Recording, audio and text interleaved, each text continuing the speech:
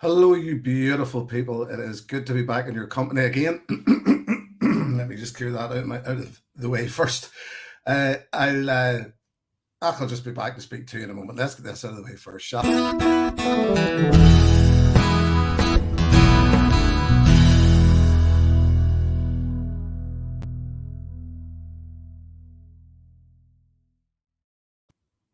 Yes, yes, it is indeed great to be back in your company once again. I'm blessed this week to be off all week. It is a public holiday here in Northern Ireland this week for a lot of us. Some of us not, unfortunately. So I've afforded myself a little beer, first of all. So I'm going to sip on this. And I'm going to dive into the chat, first of all, to see who's in. And then I'll pick a few samples. So good to see is all in, by the way. So Whiskey Works Graham in early doors. Whiskey was texting me, or Graham was texting me in the background as well there. So good to see you, my friend. Donner Pass Tim. Tim, welcome as always. North Coast drummer Tony. Tony, I will see you at the weekend. All being well, we'll explain that afterward. Jimmy Jazz is in. Jim, good to see you, buddy. Jim and I were actually having a conversation yesterday, and it would appear that him and I may be on Isla at the same time next month. So hopefully, we will get the chance to catch up. Drew from AZ. Drew, always good to have you in, buddy. Let's see. PF Frank, as usual, good to see you, my friend. Let's see. Scrolling down, it jumped there on me. See, sometimes it does that in me as well.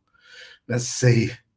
What did I miss? Daniel Vermaas. Daniel, always good to see you, my friend. David Owen, always good to see you too.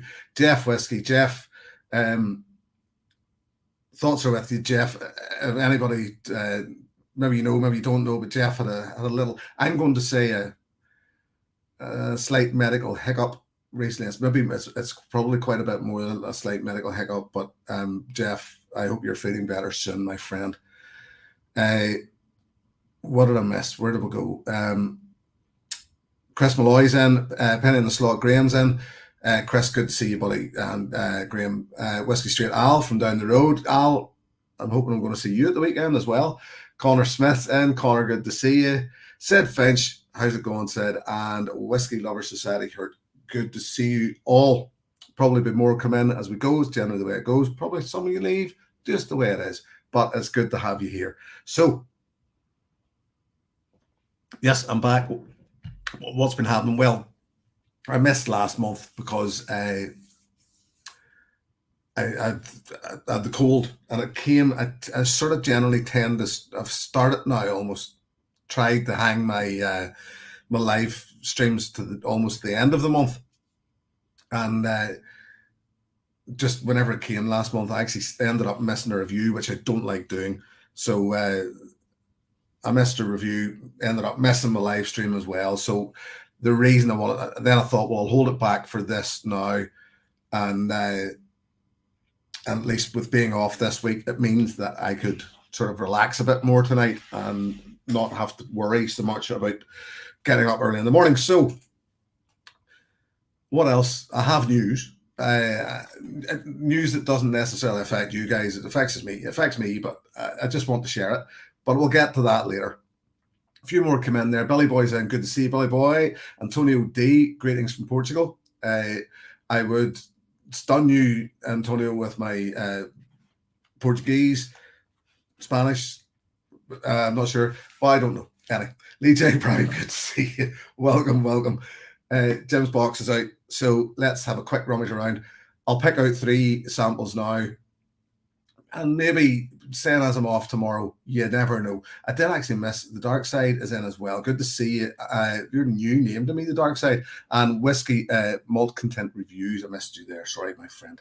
So let's have a little rummage around. Blind as always. It doesn't matter, I suppose, why this is number 1. It doesn't really matter, I suppose, that I'm not looking at it, because you know, at the end of the day, they're blind anyway. I have them. Anybody, I'll explain in a moment what I'm doing. Anybody who's new, there we go. There's 3. This is 3 old ones too, because I know now, and I can tell you now that I ran out of this blue paper.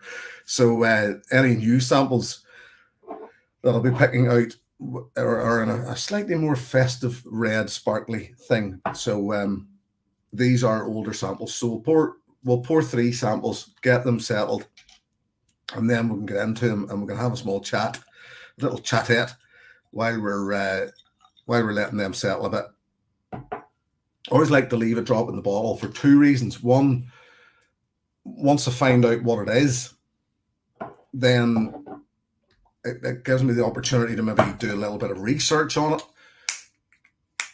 I like the way people put these bloody child-proof locks on them. You know, there we go. Because some of us adults aren't so good with them either. I like to keep a wee drop in the bottle, as I say. I could maybe do a wee bit of research on it, maybe do a wee bit of comparison with it. Let's just, I swear I missed somebody else there. Maybe I'm wrong. Maybe I'm wrong. Anyway, and I'll have to get back into the chat to see what you're talking about in a moment. So let's get these poured. As I said, I've done that thing again. We've put something out. It's been taped up well, but it didn't keep me out. No, I tell you. So let's get this one poured, and then, as I say, for anybody who is new to these live streams, in case you don't know what the hell's going on here, I recently, a couple of live streams back, a few live streams back, decided to make all my Monday malt samples blind. So I blanked all the labels on all of the bottles. So I now have no idea what I'm drinking. And I'm going to have a bit of fun trying to guess what I'm drinking. It's not, I know there's an awful lot of, there've been an awful lot of barflies in here, I would imagine. There've been an awful lot of people who, so it does run a bit sometimes like, is it a Speyside? But it's also, I suppose, a bit like what Phil and Deepa are doing with Whiskey Mystery. So it's just my own little take on it. Prime Whiskey's in. Prime Whiskey, good to see you, buddy. Luna Aaron's in. Good to see you too. My daughter did do the unlabeling on these old ones with the blue labels. She did them, Luna. Whenever the new festive ones come through, I actually, what I'm doing now is when I get samples, when people just reach me samples, I just blank them immediately. So I don't know what they are. Yes, I can read them, obviously, but by the time I come round to picking them out of that box, I'll have long forgotten what the hell they are. So by the shape of the bottle or who they came from. And this is the other thing. By not knowing who they came from, also sort of, because I've sometimes have a rough idea maybe what it is by knowing who gave me the sample. So if I don't know who gave me it, then all the better.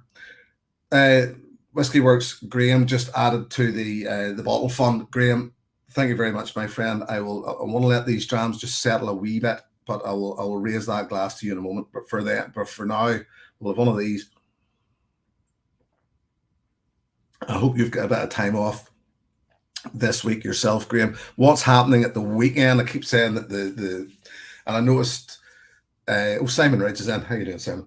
I noticed a bit of chat between Drew and Tony earlier on about the Highland Battalion again. So the Highland Battalion are meeting up this Saturday, and as I say, unfortunately, Graham, I know for a long time, Graham has been saying that he couldn't make it because of work. Mark Slinger in, John Husser.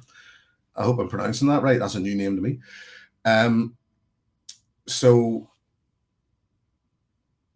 as I said, the battalion are meeting up because Richard Agnew, who some of you might know the name, he would pop up in the Barflies chat from time to time.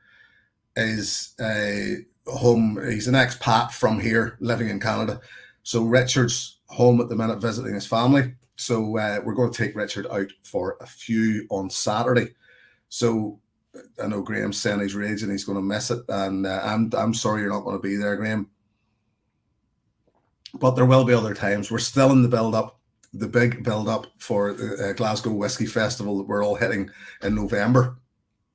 So the full Highland Battalion, and we've even, I think we maybe mentioned this in the past, that we've even roped in Lee J. Brown because he didn't he didn't have a party to hang about with that weekend. So I think Lee J. is going to be visiting us as well, staying with us. Christopher Loy, ever consider combining these chats with some guitar playing? I did that in December. I did a one-off musical thing, Chris, and it went well. I did say that I might do one this year again. I might. You never know. It might happen. It might not. There's, as I said, I've got a small announcement to make later on, which may or may not affect what happens going forward. But as I say, it'll come. It'll come. Right. I'm going to go into my first sample here. I'm going to be drinking plenty of water tonight too. I've had a busy old day. I've been ripping out an old sheep fence. And if any of you know sheep fences, you will know that they're pretty much 1/3 barbed wire or razor wire, as I suppose the Americans call it. So my hands were ripped to shreds, and I'm sore, I'm tired, but I've been looking forward to this. I'm looking forward to getting into the whiskey again. It's been very warm. So, first out,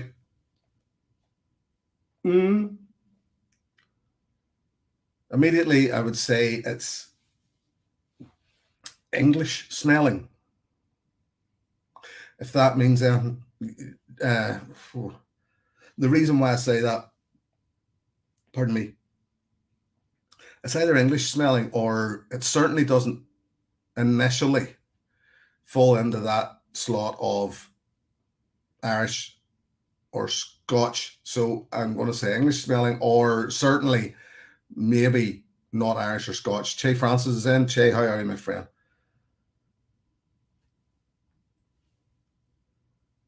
Whiskey Malt Content Reviews. Vlad, thank you very, very much, my friend. We dram. Was to say, Vlad, what I call it is my the bottle fund, and it really everything, all the money that comes in, obviously through patronage or through here, and all goes back into the channel in some way, shape, or form. If it buys me whiskey, or this week my my mic lay down and my recording is, it'll come out on Wednesday. The review will come out on Wednesday.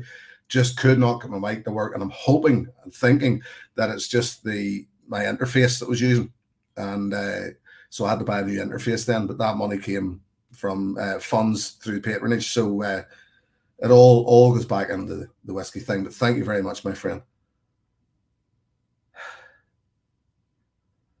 Luna's asking, how does English smell? Well, that's a good question. The reason why I say that is the last time I did one of these, I think it was either the last one or the one before that, but there was an English whiskey in it. I think it was Malt Box Andy had sent me, and initially this had that sort of thing. It had that sort of nose of, and it was the English Whiskey Company. Des is in. Good evening, Des.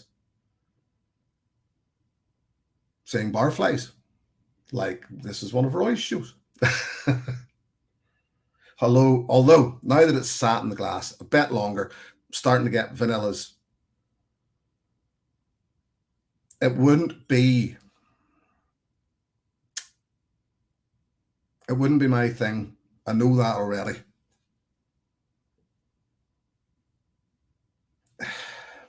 There's vanillas, it's sweetening up, it's there's a hint of eau de cologne.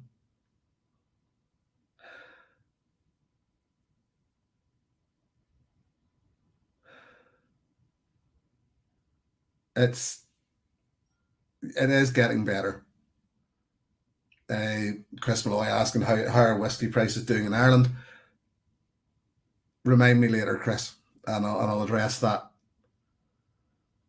It's becoming brighter. It's becoming fresher. It's, as I said, there's vanilla notes.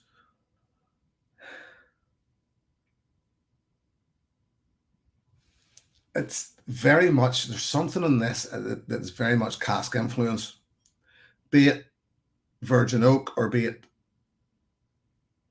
See, I'm saying that this is, I didn't think it was Scotch or Irish. I definitely don't think it's Irish.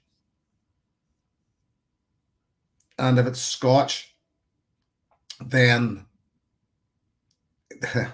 I sort of knocked this straight away, but it could be because I've said before that Deanston don't always do it for me.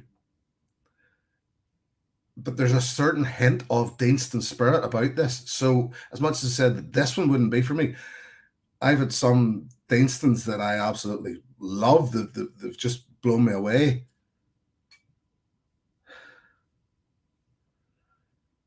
Penny in the slot. Graham said maybe Aussie, maybe Star Wars. I seen you saying earlier on about having a Star Wars recently. The only Star Wars I've had was the Solera. I loved it. I actually think that's a really good whiskey. Could possibly be, could be, but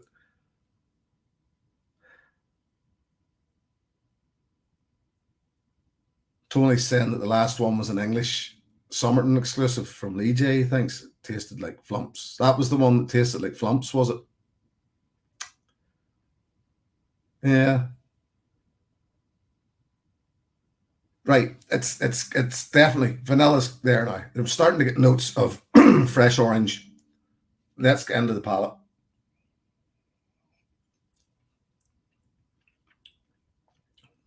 It's oily. It's a little bland. It's let's just give the palate a wash.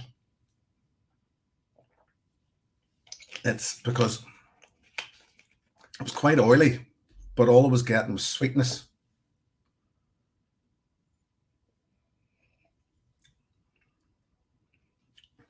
That's better. It's a good feel. There is a good mouthfeel with it. Obviously, the beer was still sitting on my palate. The nose hasn't changed an awful lot. That nose is still the same. It's sweet, as I said, orangey.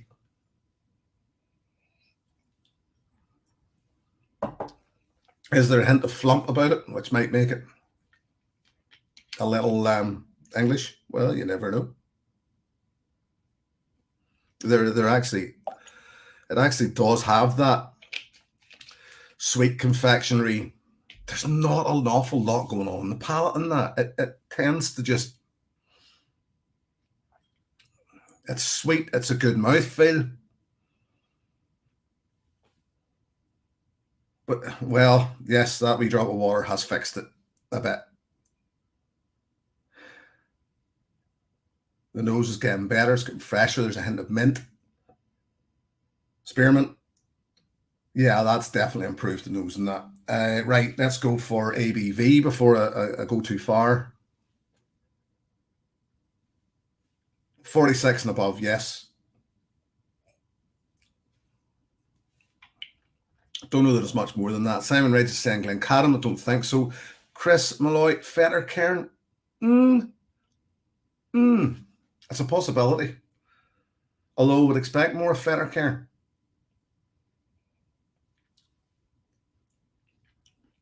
There's just not a lot going on in that palate. Finish is quite clean, fresh. Whatever it is, would I buy it? No. Based on this.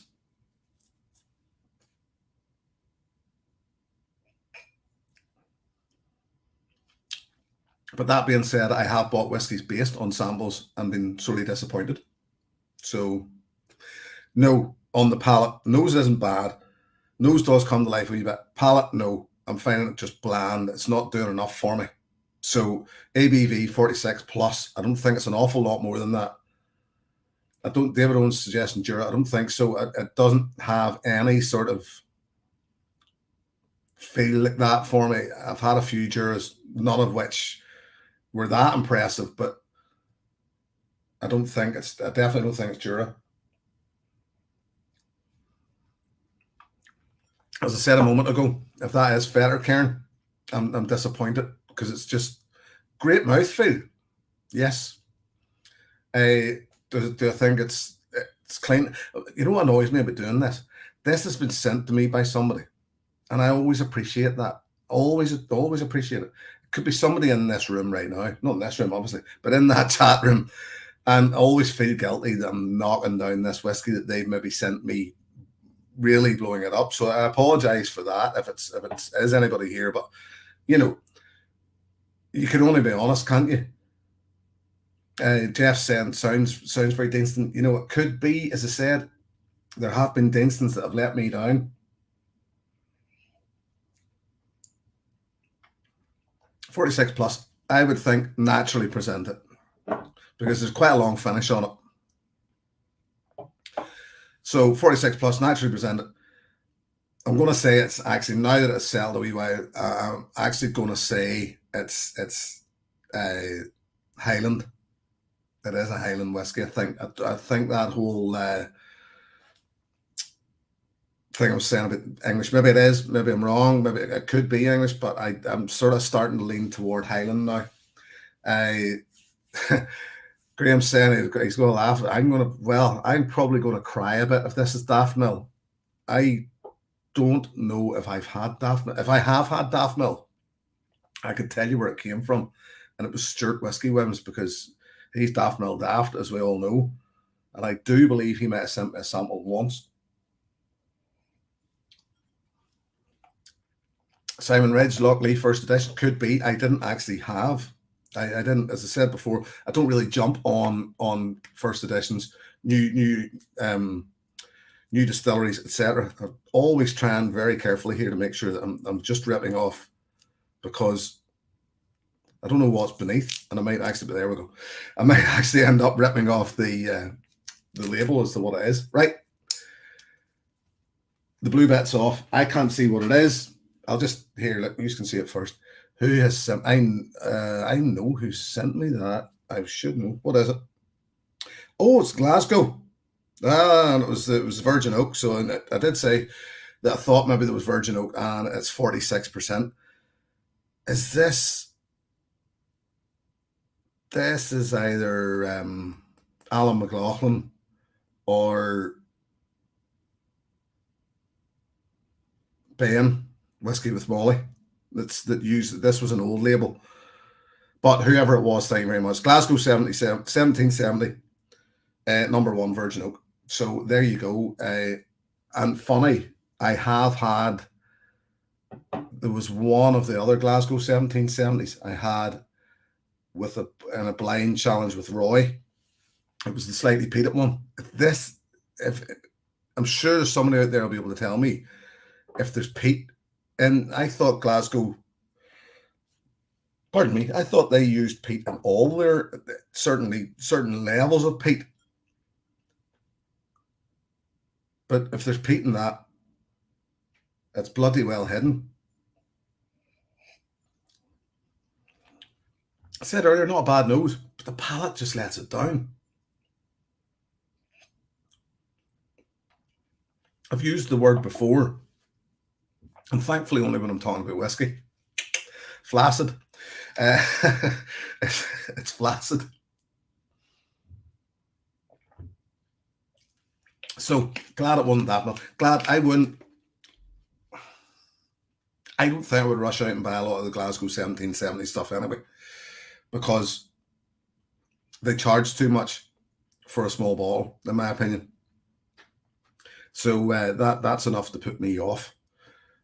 In some cases, it's there's an excuse for it, but where Glasgow's concerned, no.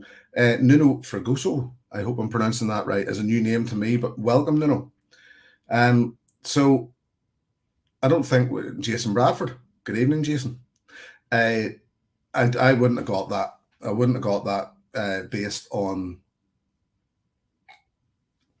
what that was. Nuno was just asking what we're drinking. Well, I'm going to tell you why I'm drinking. I'm drinking blind samples, as is the want for Jim's Monday Malt Samples, and I've just finished my first one, which was a Glasgow 1770 number 1 Virgin Oak.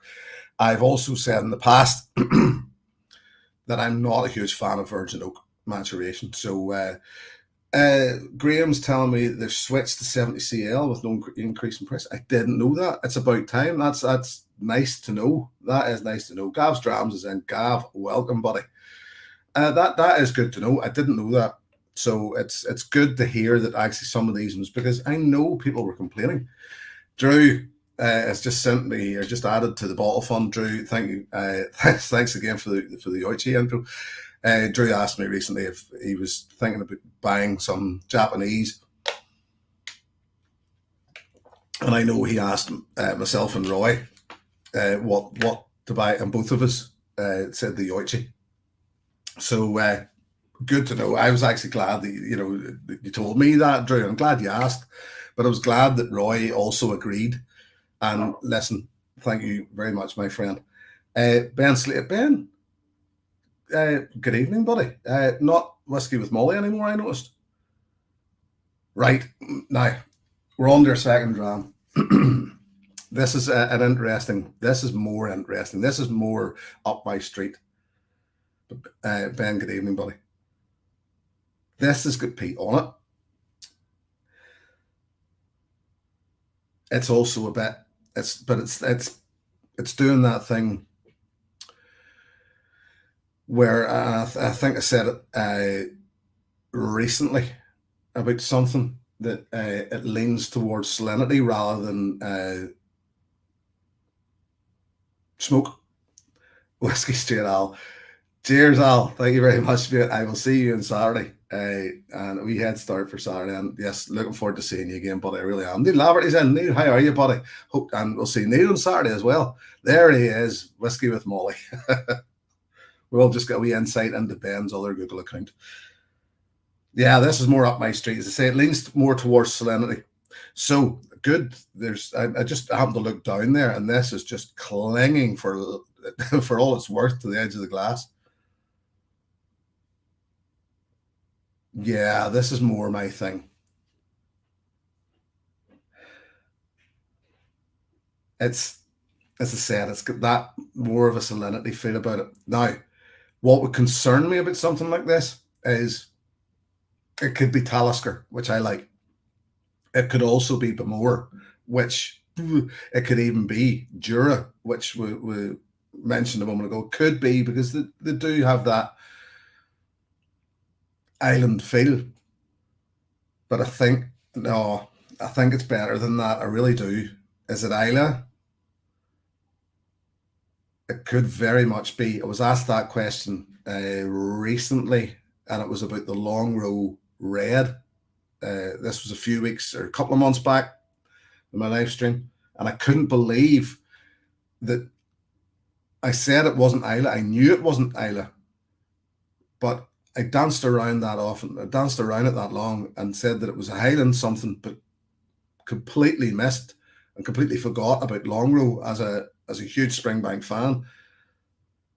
But this is no, and the longer this stays in the glass, it's getting less about salinity and more about smoke and earthy smoke. So think Ardbeg, think Lechic, probably. Marcus Kreitner is in. Marcus, how are you, Max, my friend? And there's a nice fruity edge to it as well. I do like this on the nose.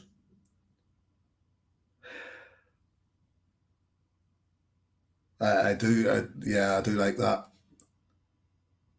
So let's get into the palate. It's still salty. It's still, so there is still salinity going on there, but the smoke is there now. It's like that old. I use it quite often. That American that burnt out bonfire.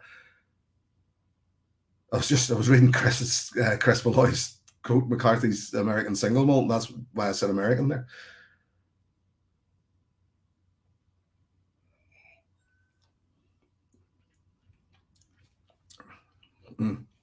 Yeah, whatever it is good. Just reading Lee J's comment there, had a sample of the Lechic 18 as a dram, and I will review the Lechic 18 again, and I know when I'm going to review it, it'll be my 200th review, because I said in my 100th review when I reviewed the Lechic 18 that I would review it again. And I sort of felt Leche 18 took a long time for me to work in the bottle for some reason. And at the time, I'd sent a sample of it to Menno, and Menno loved it. Menno came back with a great, review and all of it. And I was chatting then to Menno behind the scenes after it, and I had went back into the bottle quite a few times after my review of it, and just loved it every time. But in my review of it, I didn't give it an outstanding. It just didn't. It didn't. To me, it didn't give it the review it deserved. So I look forward to reviewing it again, but it'll be a different bottle. And this bottle that I have, when as soon as it opens, I think I just reviewed it too early in the bottle. I didn't give it enough time. I didn't give it the chance it deserved. And once it opened up, it's a cracking dram. This here is good, whatever it is. It's yet again, it's dark, but I feel like it's natural. Last night I was sipping. Anybody that would follow me on Instagram will have seen that last night I was sipping on the Ardbeg Ugadal. This has got almost that same feel again. I'm going to be reviewing. I'll not give too much away actually, because I'm going to be doing a review in a couple of weeks. Next week probably. So it has that earthy, peaty salinity, but I would dare say there's sherry maturation involved here.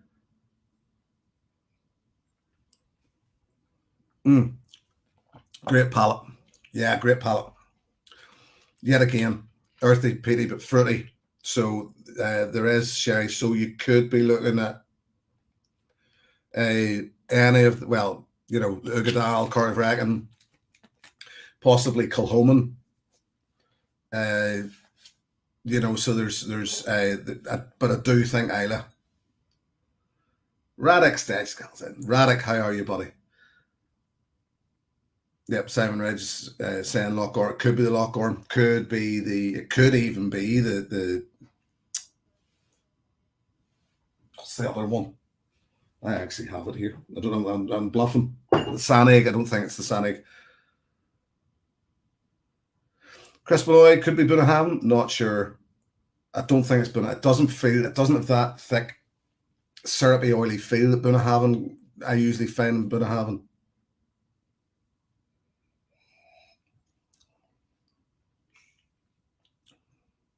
Water, I imagine, if I gave this time, and you know what, I'm going to give it a bit of time. Radek's asking that. Radek, I'm doing very well, buddy. Thank you. David's asking what beer I'm drinking. I'm gonna afford myself another one in a moment. I'm on the Brewdog Elvis juice. I do like the Elvis juice, the Brewdogs. I suppose at the end of the day, it's probably a bit strong a flavour.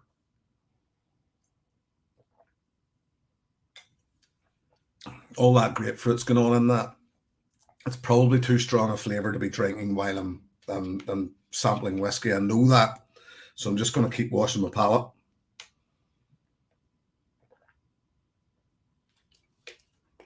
I'll go back into this. I wanted the water to settle in it a bit because it's good. If you hear something in the background, it is my little desk fan because it's roasting in here. And I can feel the sweat rolling around.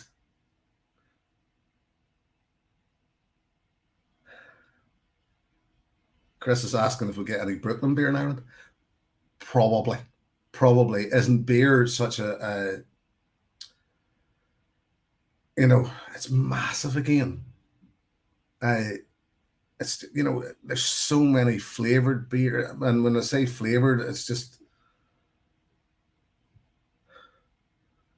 I'm going to suggest that water wasn't a friend to this. Was it just that it's maybe just bordering on that 46%, and maybe water? I didn't add a lot of water, but maybe it was enough just to flatten it out. But I'm going to suggest that it didn't do a lot of favors. The nose has gone a bit dull.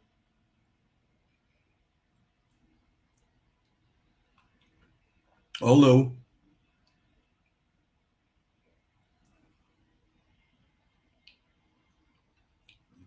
although the palate has got better. Yeah, there's more grit with the palate now. It's sharper, it's brighter. It was always had that sweet and sour thing going on.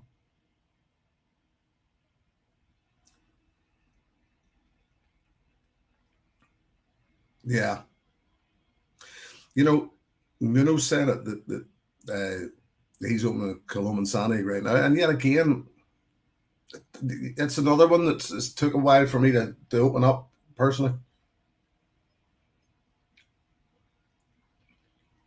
Yes, maybe more than 46, but I'm going to suggest now actually maybe 48, 50, but certainly no more than that.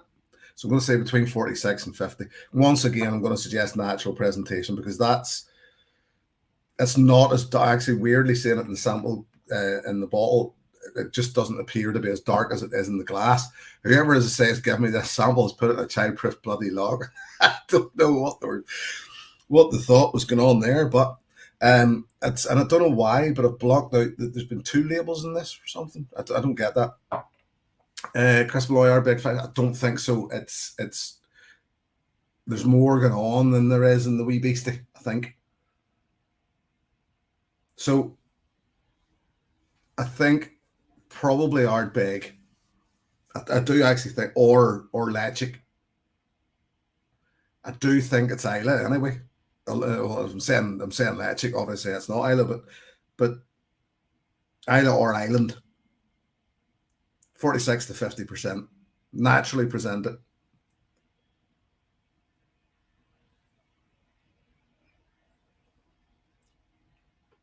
Hmm.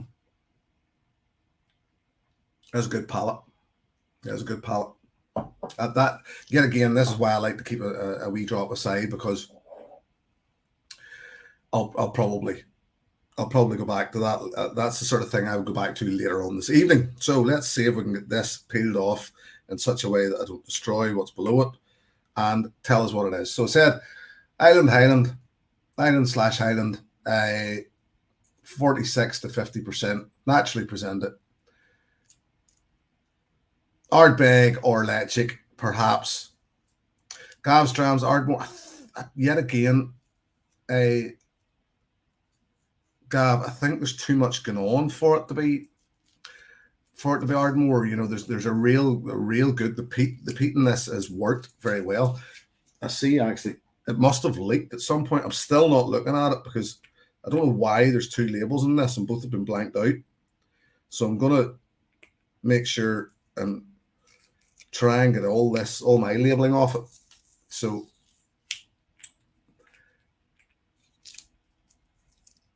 come off. Chris is going to open his Inchmore on 12. Beautiful whiskey, Chris.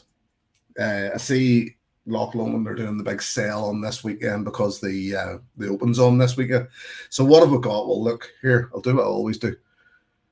There you are. It was Kilhoman. Actually, I was right the first time.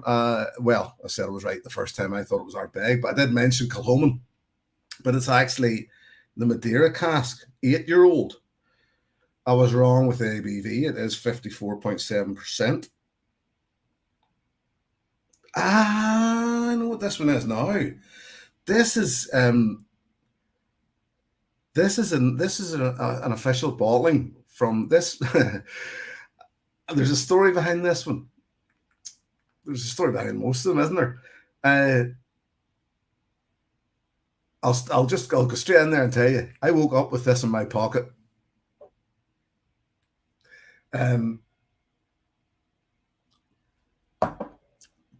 Glasgow Whisky Festival. I'm going to pour the rest of this.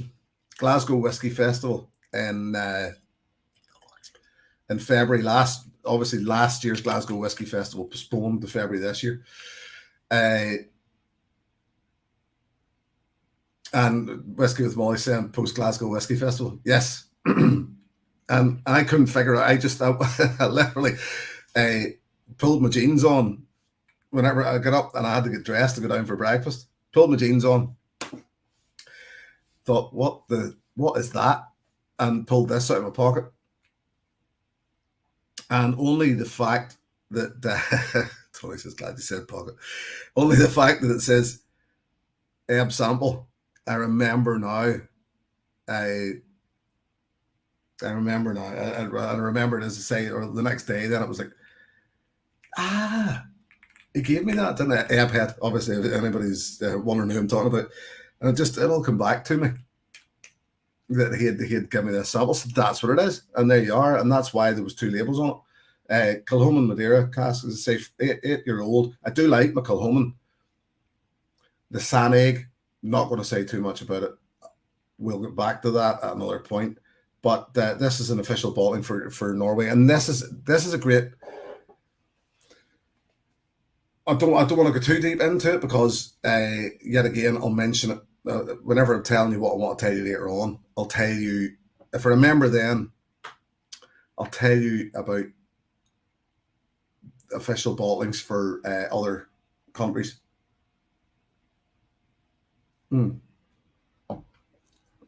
Yes, Rolf.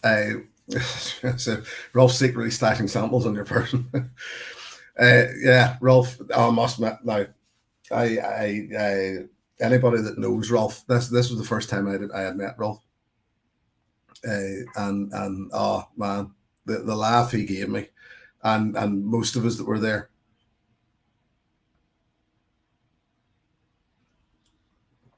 I've done her past him saying, can see how Kilchoman and is Ardbeg blind. They're tasting, and it does. They've got both got that same. I find, as I say, burnt out bonfire nose about them. I feel, and I'm sure there's somebody that can tell me. Like, I mean, obviously this is 8-year-old, but I'm sure there's somebody out there that can tell me that surely Kilchoman must be starting to put out aged stated whiskey soon. Macker Bay, I'm still a fan of. Who it was? It was I knew somebody, and I forgot to reply to them, but I didn't miss it. I didn't miss the comment. I just forgot to reply to it. There was a comment on the fact that earlier this week or last week or Thursday, was it, or something? Last week I was sorry, I'm just checking back to the chat. I was sipping on the 100% Isla, whatever it is they call it, the Kilchoman. I'd managed to pick up a bottle of the 11th edition, and it was, and I'll find this. It was Daniel. That's who it was. It was Daniel from N.A.S. commented on it and said that it wasn't. I had suggested to Whiskey Works Graham to try if he's trying Kilchoman to start with the Macker Bay. I still think the Macker Bay is a beautiful whiskey. But it was Daniel from N.A.S. that said that he wasn't a fan. It didn't do it for him. So this is yet again, this is the objectivity of whiskey, isn't it? You know, what's good for one, not necessarily good for another. So hey, you can't take it away from anybody. It's, not every whiskey suited to all of us. I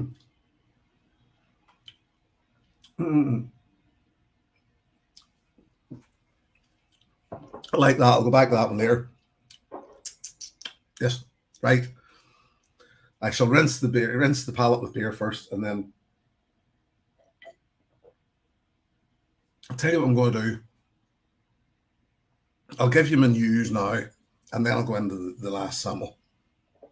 So, a few weeks ago,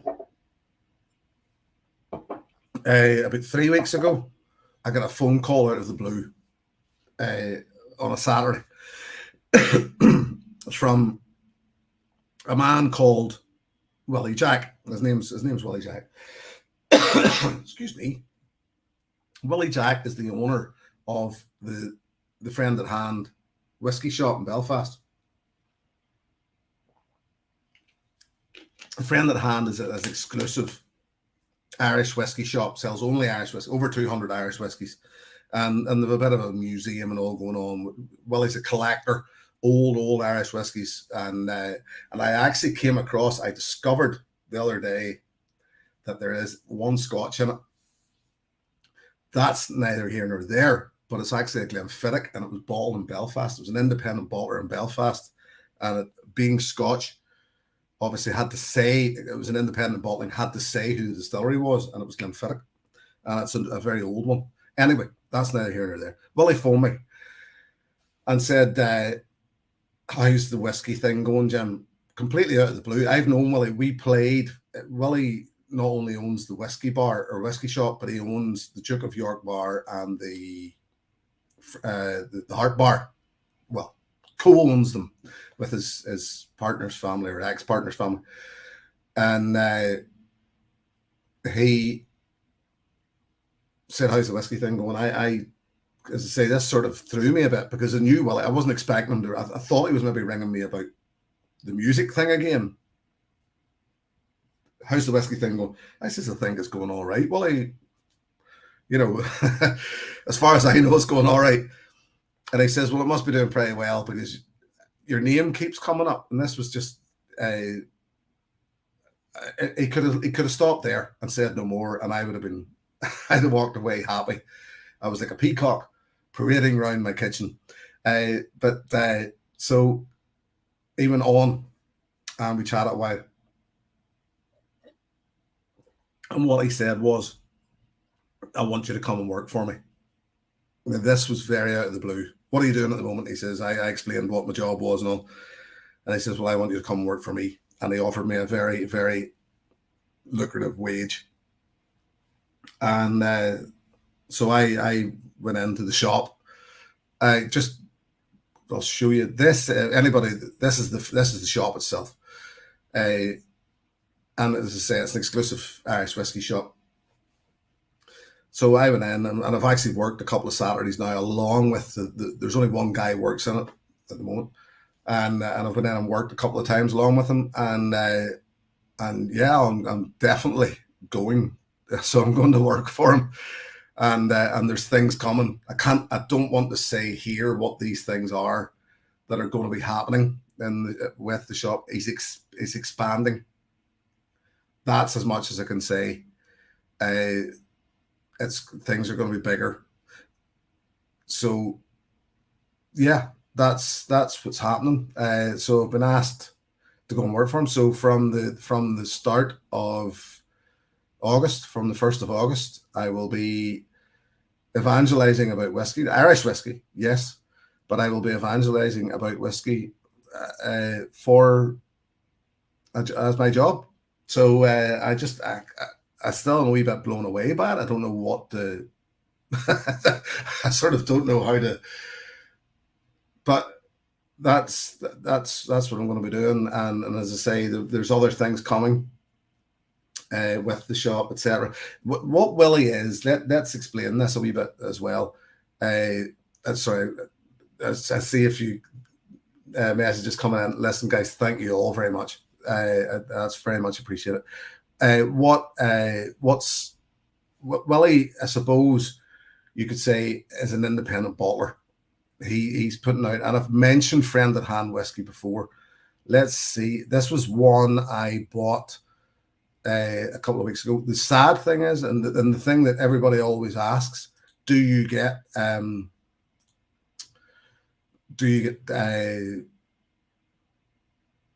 staff discount? No, I don't. So unfortunately, so this is one of Willie's. Willie has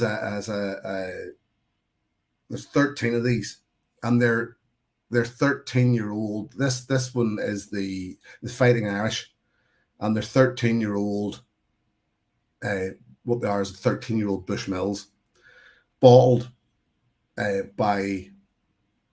I'm not doing the big sale here, by the way. I'm not. I'll maybe do the big sale every now and again, but not every. Not I'm not. That's not what this is going to be about. It's still going to be two very separate things, and this is what I like about it, because Willie's not actually a producer, because the Friend at Hand isn't a producer. I'm still going to be able to do all this. This is, because there can still definitely be two different things. So, but this is what he's doing. There was 13 different bottles, every one a different story. This one here is the Fighting Irish, and it was to commemorate the 16th. I think it was the 16th Irish Division and the 36th Ulster Division who went and fought and died at the Somme, and this one represents that. This was they're all 13-year-old Bushmills whiskey, matured 13 years in ex-bourbon casks, and then this one in particular was ex-red wine finish, ex-red wine cask finish. So they all have a wee different. They've all got a different story or something different about them. Jimmy Jazz, put towards your suit and tie budget. Jimmy, thank you, buddy. That's the thing. This is the only difference. You won't. Well, to say this is the only difference, I'll still be wearing a hat, but it won't be one like this, and I will look a bit tidier. But that's, I think this was part of the hook as well. That Willie liked this sort of look. So because hell, I'll tell you this, but I was sort of maybe going to try and keep this one a bit because I know what you lot are like. But there was chat. Willie's thing is that everybody has to have a name, a nickname almost. And so before he decided to give me a name, I already had a name for him, because the first day I was in the shop, a little Japanese lady came in and was very entertained by my beard. She, so I says, I know I'm like a full-grown leprechaun, was my words to her. So I come home that night buzzing because I had I'd just worked and I'd just been basically selling whiskey to people all day and talking about whiskey. So and I was talking to my wife over dinner, and I was telling her this story about the little Japanese woman, and I says it was like a full-grown leprechaun, and she says, "You're more like a hipster," because at that point I had my flat cap on, etc. So says I'm like a hipster-con. So I told this story to Willie, and instantly that was my name, the hipster-con. So there you are. From that, two different personalities. One, Jim the Whisky Novice, and two, Jim the hipster-con. So there you are. Tony, North Coast Drams. I'll tell you what I'll do for you, Tony. I'll raise this glass at Kilhoman. Tony, thank you very much. I know I knew there was a few of you already in here that knew, because I'd already told a few people just what was happening. I had to tell somebody I was bursting, and so I knew Tony knew. So cheers, Tony. Thank you, my friend.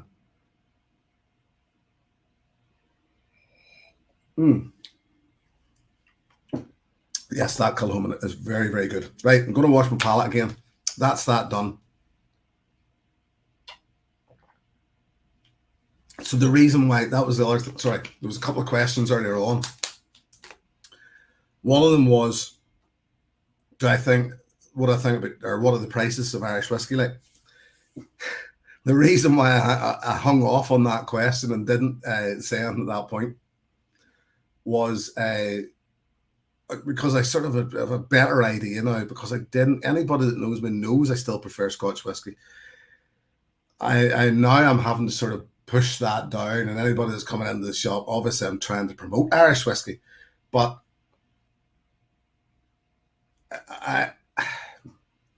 yes, Irish whiskey is pricey as compared to Scotch whiskey. I think I'm not going to do the big sell in the shop and say, well, obviously our prices are better now, because they're not. They're comparative to other people's. But I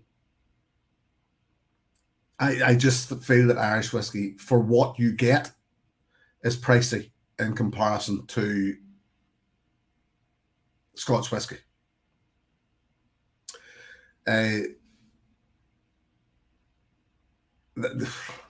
Tim, you said he's part owner in the bars you played in. How's that side going where you are? Everything's back, Tim. Daughter Pass asking about them. Everything is back. We're we're all the bars are open again, etc. The music thing for me is done.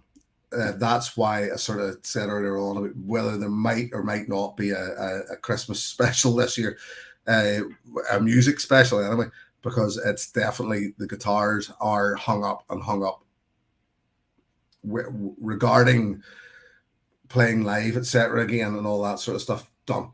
Right, Chris, it was asking about whiskey sales. Whiskey sales are good. That much I know. Because having worked in that shop a couple of days, they're good. People are buying whiskey. The other thing about the shop is you're getting single casks. Willie Jack's buying up single casks from Middleton, particularly. So there's a Powers 40, there's a Powers 14-year-old single cask, limited, obviously.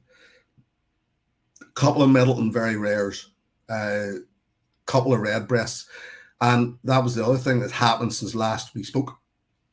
Was myself and Tony and another couple of guys were at a tasting held by the N.A.S. Whiskey Club, in which they basically put on for us and had the drams out that were these single casks which had been made for or bottled for the friend at hand.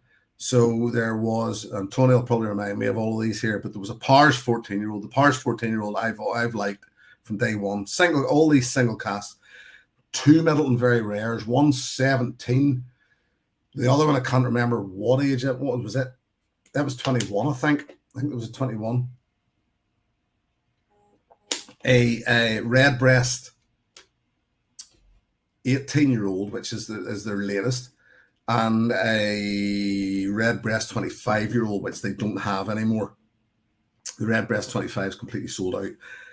Outstanding whiskey. All of these were, but I've said it before, all single pot stills, I've said it before, that Middleton, in my opinion, can't do any wrong, especially where single pot stills concerned. So we were very, very lucky to be at this tasting and enjoyed what we had. Before I get into this last one, before I get into my last sample, I'll go in and see what we're, because I see my name keeps coming, the red thing keeps getting flagged up. So, do you like the guitars? Chris is asking, do you like the guitars as work tools, or do you still have a passion for making music? At the moment, Chris, I've lost all interest in it. The music thing is just sort of something I did do, but I've no doubt I've done in the past. I've walked away and come back to it, so I've no doubt I'll come back again. Are there old Cully casks still about for him to buy? Irish whiskey fans seem to be fanatical with those. Tim's asking. I've no doubt, Tim. I have no doubt. I know who else he's buying up, but I can't say anything yet until they're released. But some good stuff coming.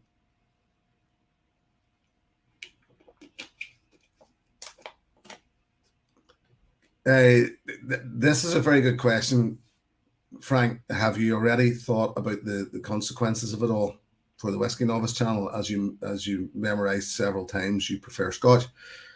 Mentioned certainly. Lord knows, Frank, that played on my mind. That was the one decisive thing. That was the one thing that was torturing me a bit, was that I'm a Scotch fan over Irish, but it actually played in.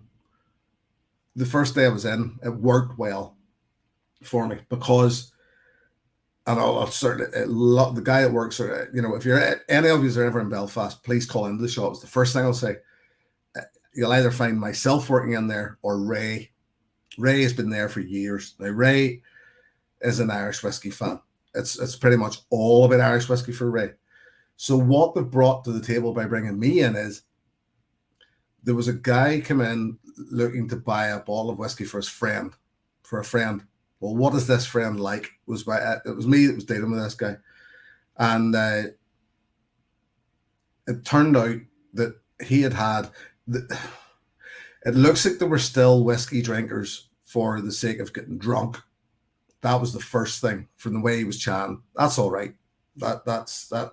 Whatever reason you want to buy it, that's not up to me. But his friend like Glenfarclas and Macallan, that was the two that were the standouts to him. Now, as a Scotch whisky fan, I was able then to direct him to the sherry matured whiskies in the Irish side of things, because I knew that when he was talking about Glenfarclas and Macallan, that was what he was angling at. That's obviously the sort of whiskey that they were liking. It was something that either full sherry cask maturation or at least the sherry cask finish, because I knew that was pretty much signature Glenfarclas and Macallan. Whereas, had Ray, as an Irish whiskey drinking fan, had picked up on this guy, if he'd have said Glenfarclas or Macallan, probably wouldn't have known what he was talking about. He probably wouldn't have known. And as I say, certainly not putting Ray down by any means. Man knows his whiskey, but he leans toward the Irish whiskey.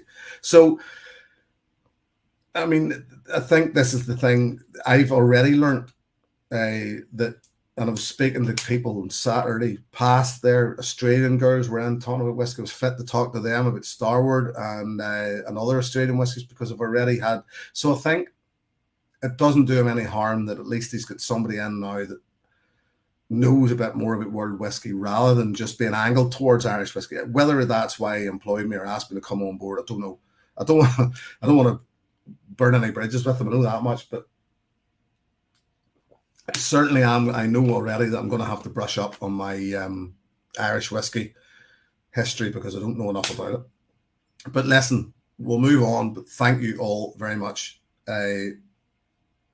for the congratulations, etc. It's a new life for me. It's something that I'll finish on that subject by saying my son said to me a couple of days after my first conversation with Willie Jack, and he said to me, "So let me get this straight.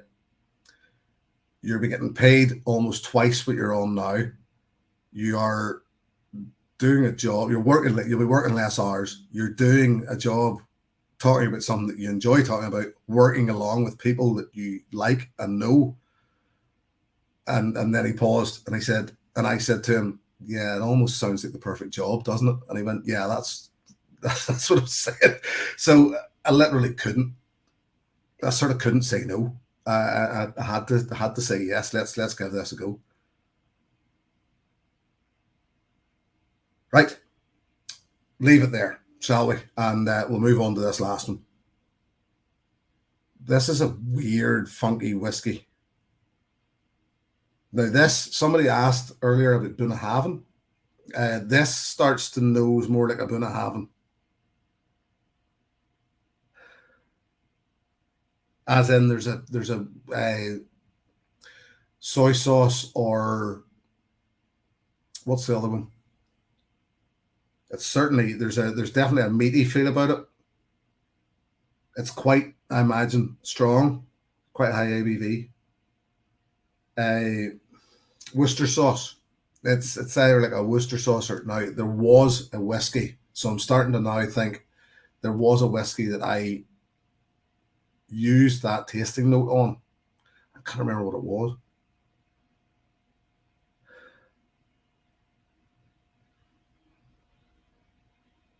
Well, yes, Chris Malloy saying fish sauce. Yeah, because I suppose Worcester sauce is a fish. There's fish sauce on. What was it? Because I remember Jeff Whisky picking up on it as well.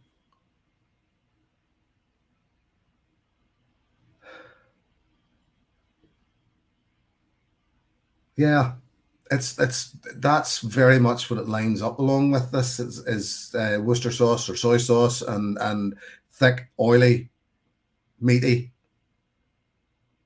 possibly peaty, but yes, umami. Tim, it's definitely. So let's see what the palate then says, because generally I suppose it's the palate that's picking up that umami properly.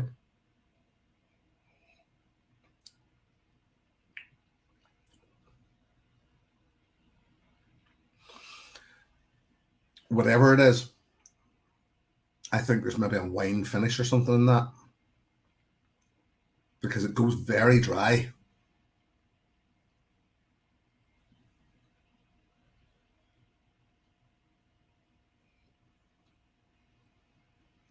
Mm, it definitely has that Buna feel about it, but dry. Now I know they do. The Buna have had some wine finishes, but it's not as mouth-watering as their usual wine finishes. I wish I could remember which one it was that I reviewed, and I mentioned Worcester sauce. Hmm.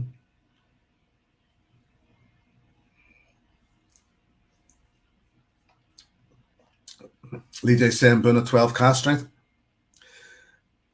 It's a possibility because it does feel strong.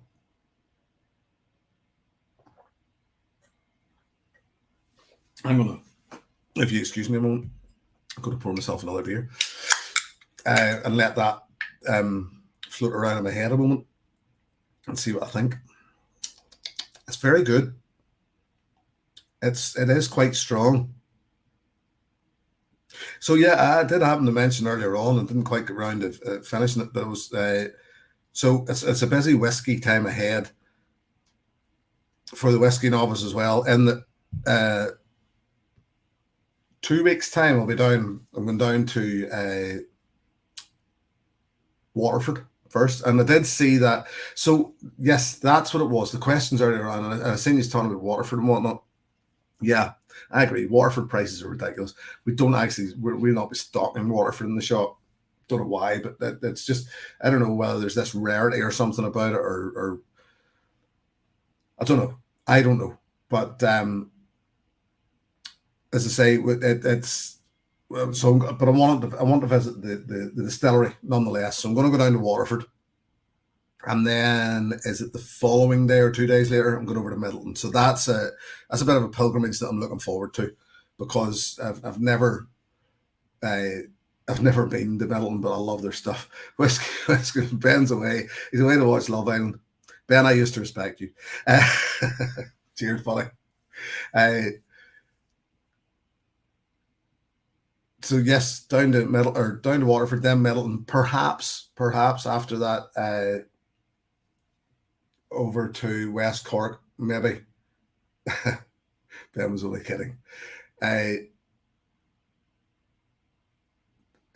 So where else? Maybe West Cork, maybe even up to Dingle, if we get that far up, and then we'll be finishing back in around Dublin. So I want to try and maybe pick up with a thing or two in Dublin. That even to go to I hear that the Jameson thing is quite good. We'll see. Don't know. But then, as I say, that's a full week of it. And then in August, I will make my first trip to Islay. So I was saying earlier on, I know now that Jimmy Jazz is going to be on Ireland the same day that I'll be there. So hopefully, I'll get a chance to meet up with Jim. So it's busy times, and then before we know it, as I say, November will kick round again, and it'll be the Glasgow Whisky Festival, which I can't wait for. The more I go back into this, the more I'm convinced it's Buna.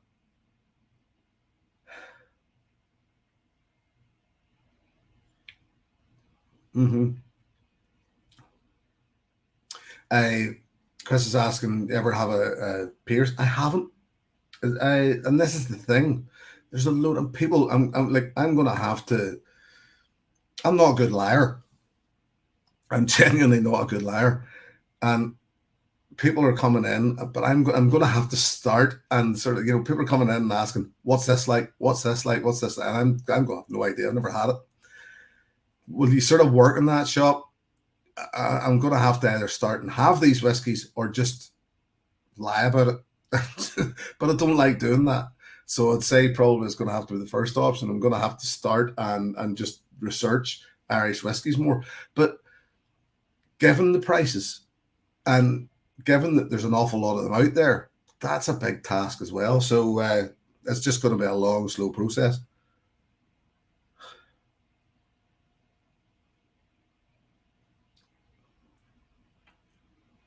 Yeah. I'm convinced that's Buna, and I'm going to add a drop of water. If it's not Buna, I've now found a good comparison for Buna Haven.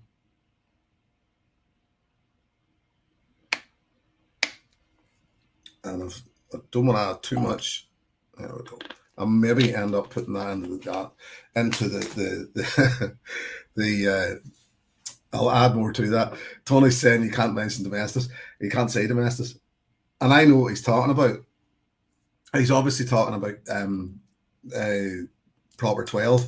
And I did actually, I made the mistake on Saturday, Tony, of somebody asking, you don't sell proper 12, do you? And I said no, but if you go up, there's a bottle of it in the toilet.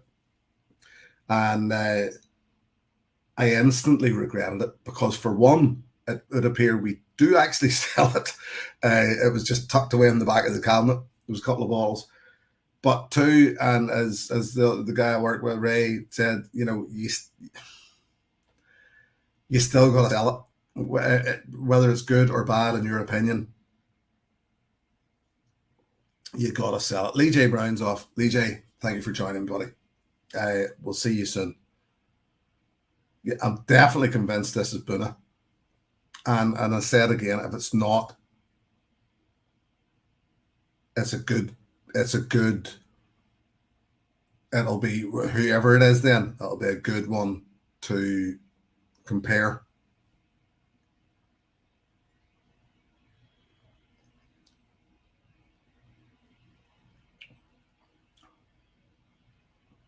So yeah, I'm convinced it's Buna. I think it's probably a special.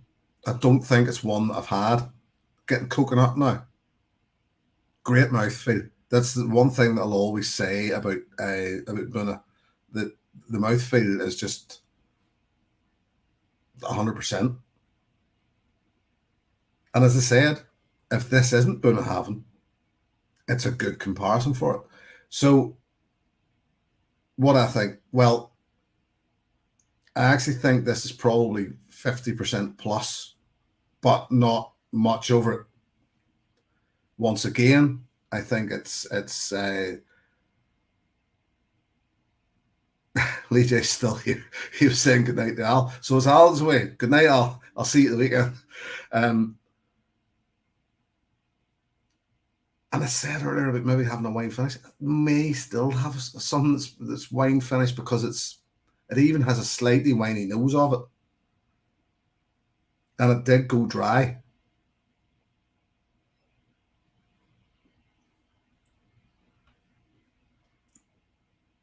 Whatever it is, I like it. So 50, not much more than 50%. Buna Haven special. I'm just gonna go, yeah, naturally present it. I'm gonna suggest that this is a Buna Haven and some sort of special release that I don't know. Darkside's asking, is that Conor McGregor's whiskey? Yeah, that's Conor McGregor's whiskey. So I don't like to slag it too much because he can handle himself. But it does get a bit of stick. And as the guy in the shop said, he's right too. That it's still, if you're working there, you're trying to sell this stuff, you've got to sell it. I'm not going to be in that shop to say to people that here, you should drink this or you should drink that. That's not up to me. They drink what they want to drink. And the thing is, as we said earlier on, and the thing we all know about whiskey is it's so subjective that what one likes, the other one doesn't. And I love it, but I just love the fact now, and I find myself, and this could end up getting me fired at some point. I just find myself just talking to people about whiskey, because the reason most people are in there is to buy, but because it's becoming such a big thing, whiskey's just getting bigger and bigger. There's a lot of them now then to buy for themselves, and they're maybe coming in and saying, right, I do like this Scotch. Here's a Scotch that I like. Although, and I'm going to throw this one in for you as well. I haven't looked at this yet, by the way. I haven't. There was an older gentleman come in the other day and said he wanted to buy a whiskey. His son was with him, wanting to buy him a whiskey. And the son, who was a man probably of my own age, says to him, what is it you drink? And he says, Glenfiddich. What I like about Glenfiddich is it tastes oaky. And before I even had the opportunity to catch myself on, I said to him, well, it's all going to taste oaky, isn't it? Because it's matured in oak. And then I sort of thought to myself, Jim, you shouldn't be cheeky like that too. And I was trying not to be cheeky, but it was the thing to remember is that we don't all know things about whiskey. Anyway, right. What is this? It is, oh, good. It's Norse. Bloody Nora. It's a Craigellachie. There you are. And it's from Lee J. It's the North Star Craigellachie. Well, that has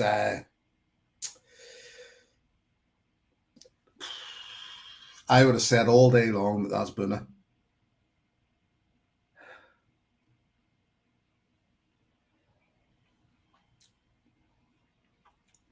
Richard Ignews and Rich, how are you, buddy? Welcome home, by the way. And you see the way the sun come out for you? The sun is technically not out here, but it's as close as it gets. Lee J is still in, and Lee J, thank you very much for this dram. I would not have put that as a Craigellachie because, well, you obviously have the bottle. I said it wasn't. I didn't even think it was more than 50%. It's 58.8%. I imagine, Lee J, probably still have the bottle, or you know what the bottle is anyway. I'll contact you and get more details off that, because that I would never have had that as a Craigellachie.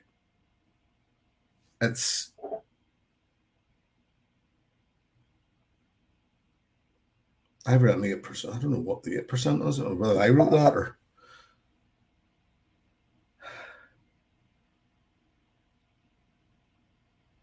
Yeah, this is definitely. Chris Malloy is saying he has an old peated Craigellachie. So if anybody else can add that, because the only Craigellachie's I've had are the 13 and the 17.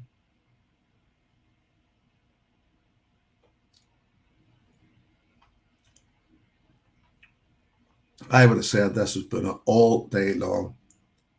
It's got that it does not feel like it. In fairness, it's 8-year-old, that's what it is.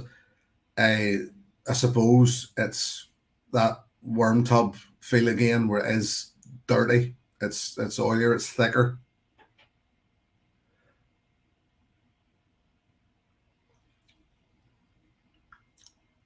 But I'll know in future. And now that I know what it is, see, this is the power of blind tasting, isn't it? Now that I know what it is, it doesn't feel like a Buna anymore to me. It doesn't feel like a Buna having anymore. It weirdly, it just, as soon as I knew what it was, it stopped feeling like a Buna having.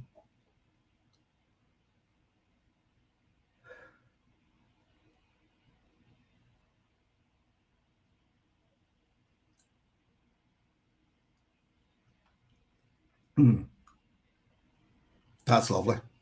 Cheers, Lee J. That is lovely. It's sharp. It is strong. It's 58.8%. And you can feel it. But the nose, I would still say, has that Buna feel about it. Chris is saying Craigellachie is so good. It really is. I love that. And weirdly, I said it before, I don't know whether it's because of the price difference, but I think the 13-year-old still sits better with me than the 17-year-old. I think it's just maybe somewhere deep down it's the price difference, because there's a huge leap between the 13 and 15, or 13 and 17. But I just love that 13. Always, from day one, I liked it. So, 3 samples, 3 blind samples. I think 3 will do me tonight, in fairness. How's the, I'm going back through them. How's that Glasgow 1770? Now, actually having went through the rest of them, now I can get that small hint of peat in there. So Yeah, there is a slightly peated thing of it. Apologies if you hear door slamming there. Maybe I've done something wrong, didn't know. Pardon me. Mm. But no, palate still flat, very flat, very flat. And even to go back to what we were saying earlier, and I'm just thinking about this while we're talking, the whole Irish Scotch thing. Taking on this job is not going to change me. I'm just going to have to, as I say, become a better liar, I feel. Because I still think there's more variety in Scotch. I still think it's better priced for what you get. You're not going. But that being said, I oh sorry, the Doc's in. Doc. I'm looking 1977. That's a new name to me. If we're talking about the store, we're talking about the shop. I've announced a while ago that from the start of August, I will officially be working in a whiskey shop full time. Well, Frank, now, if I hadn't put this, if I hadn't actually showed this to the screen and just said, actually, it is a Buna, well, there you are. I would have sold it better.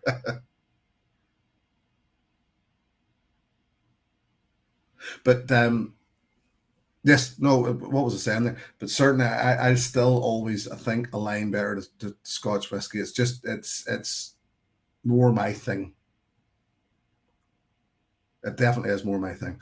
I mean, this Kilhoman now, haven't gone, and I think this is the other great thing. I mentioned about being at the tasting a few weeks back of the Irish whiskies, of the Middleton whiskies, and we a few of us discovered by the time we got to the 21-year-old Middleton Very Rare, it was after the 18-year-old Redbreast, which was sherry matured, which is it's sherry matured, a big bold whiskey, hugely bold whiskey, and then went into something which was rather delicate in this 21-year-old Middleton Very Rare before going into a very bold again 25-year-old Redbreast. So this 21-year-old Middleton Very Rare just seemed to pale in comparison to everything that we had. But the weird thing about it then, and and I'm finding it here going back through these samples that I've had tonight, that and we agreed at the table that when we went back to that Middleton Very Rare quite a while later, now these glasses had settled all night. They had been settling on, so we can't just say that it just took them a while to settle.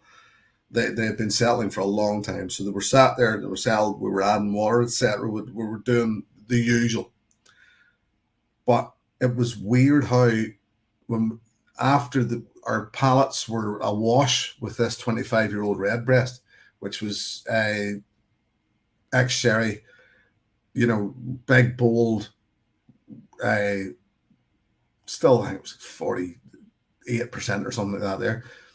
But when we went back to that Middleton Very Rare, the 21-year-old, which had at first felt lost, it started to blossom, and it definitely felt better then after a while. So I'm getting that now, having went through three totally different whiskies, three I would have said all peated whiskies, but it would appear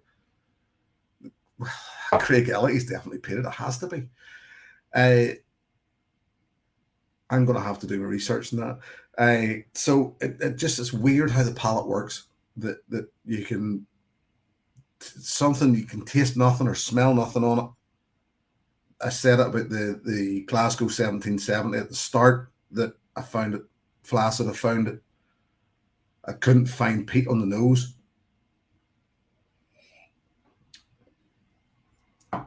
This is it that I'm sipping. I'm now finding peat in the nose. Palate still boring, still dull. Kilchoman, just that Kilchoman then is just massive. It's huge.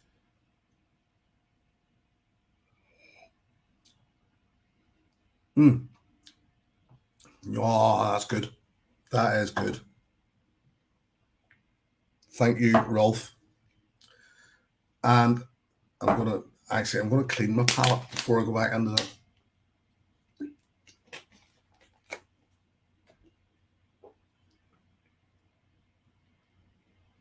I'm still convinced there's peat on it, but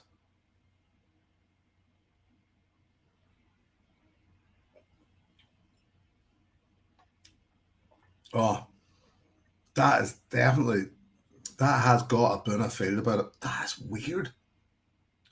How much that has got that Buna oily. And I know, as I said, yes, and Chris just mentioned it about the worm tub.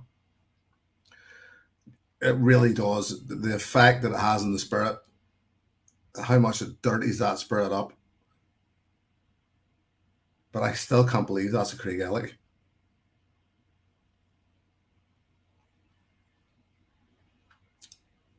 I'm going to have to. I'm going to have to investigate Craigellachie more and look for independent bottlings of that, because I knew it was good. I already knew it was good, but that there's something else.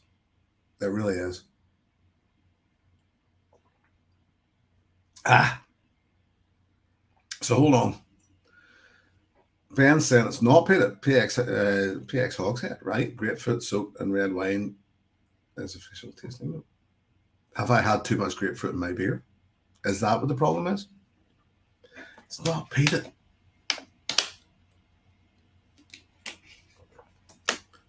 That's bizarre. I would have said all day long that's peated. Thank you, Ben, for doing the grapefruit soaked in red wine. Well, I did get the wine. I did suggest that there was a wine finish on it.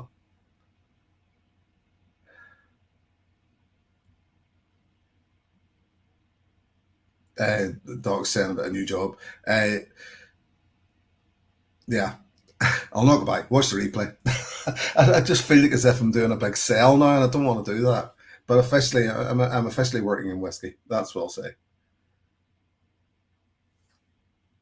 Richard Agnew asking what the train time is from Coleraine Saturday morning.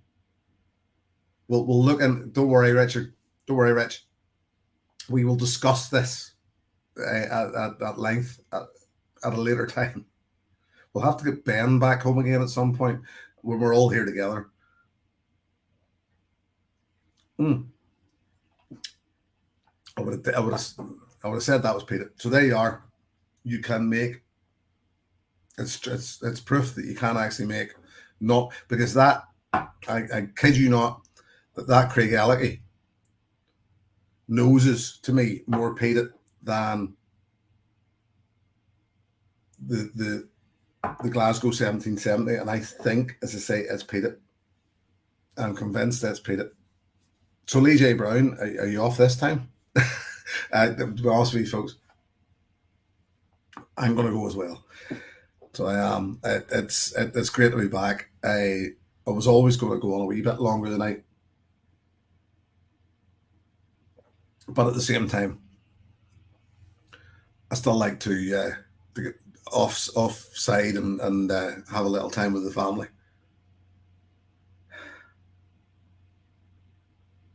Yeah, there's no denying that 1770 has a fairly good nose, but the palate is just boring. It's dull. So no, I wouldn't buy that. That's two goes at 17 Glasgow 1770 I've had, and twice I would say I've said no, I wouldn't buy it. Kilchoman Madeira cask, 8-year-old from Rolf Ebhead. This was the single cask for Norway. Yes, all day long, beautiful, and oh, that's great news. And that North Star Craigellachie, still convinced it's peated, but I know it's not. So I'll just I know it's not peated. I know it's not peated.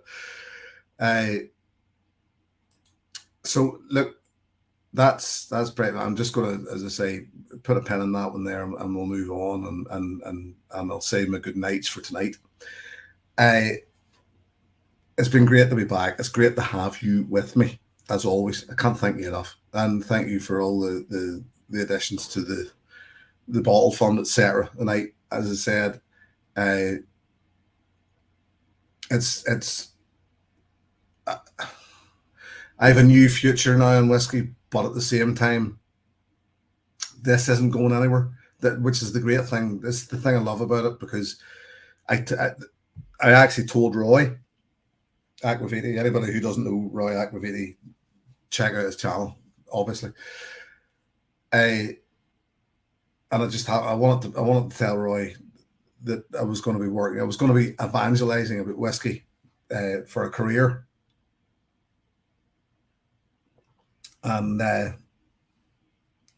first question Roy asked me was, will this affect the channel? And as I said to him, as I said to you tonight, no, because Willie's not, because the guy that I'm working for is not a producer. It means he doesn't really care that I'm doing this. I think if anything, he's glad that I'm doing this, because at some point the two will cross over. Actually, the picture that I showed you earlier on of the friend at hand bottling, he came. Well, this man doesn't really do social media, so he said to me the other day. He says, I told him that I'd bought a bottle of this. I bought a bottle of his Fighting Irish because I wanted to see what it was like. And he says, well, wait till you see this. And he showed me, he scrolled through his phone and showed me this picture of a bottle of the Fighting Irish. And I looked at it and thought, I recognise that kitchen. Hold on, I took that picture. So it was my own picture he was showing me, but somebody else had sort of shared it on or whatever. But the good thing is to say, because he doesn't really do social media and all, he's sort of hoping, I think, that I'll not be doing his promotional work as the Whisky Novice. Obviously, I'll be doing it through as the friend at hand. But I think that's part of what he's got going on, or what he's looking for anyway. So listen, thank you all again. It's great to be back, and thank you all for your kind words. It's interesting times for me. It's great to be doing something relating to my hobby. Scary.